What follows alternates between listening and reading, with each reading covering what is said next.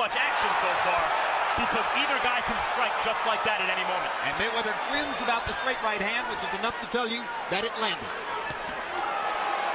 Marquez's best punch is his straight right hands. Mayweather's is also, and there's a knockdown on a left hook. Excellent left hook, and Marquez walked right into it. Mayweather not coming down to 144 pounds maybe is not such a competitive advantage because it's not like Marquez had to make weight. He was moving up in weight. But it does seem to be a competitive advantage because it seems to have nullified Floyd Mayweather's speed and skill. He moves from a punch, counters and lands a punch, and gets away from another punch, all at the same. The 34 punches landed by Mayweather, his high number for the fight. He's doing whatever he wants to do against a Hall of Fame opponent.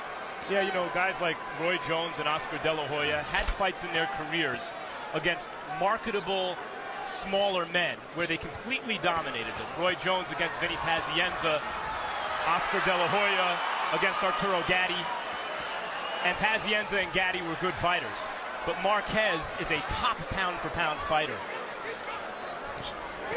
And against him, Floyd Mayweather now has landed more punches than he's landed in any other fight, and he's totally swamped all the previous statistics about people landing punches against Marquez.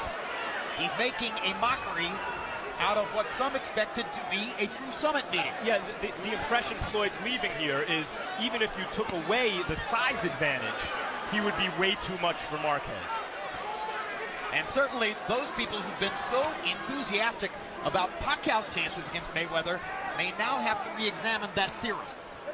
And that's one of the reasons Floyd chose Marquez clearly as his comeback opponent.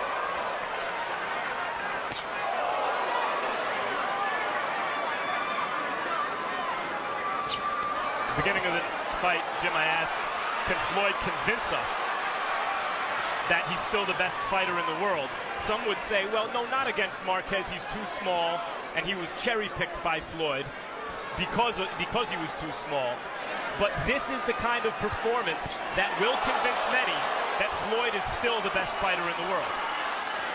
And despite all the publicity about his various distractions, about his glitzy, bling-filled lifestyle, about the amazingly unusual family life you see on 24/7, despite all of those things, independent sources confirm he is as hard and as diligent a worker in the gym as there is or has been in the sport. Yeah, and even when he was off, that was the one thing that people don't realize. When he was off, he was still going to the gym training. It's like some guys quit, they're golfing, they're drinking, they're doing a lot of things.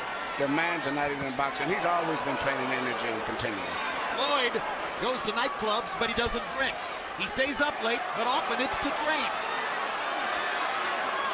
There are no flies on his approach to the sport as a competitor.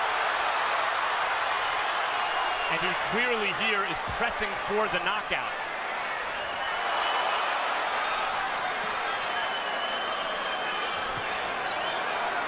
Something he's been criticized in the past for not getting when he's outclassed certain opponents. So, with the goal of winning a moral victory by taking a round now seeming to elude him, Marquez goes for the other moral victory.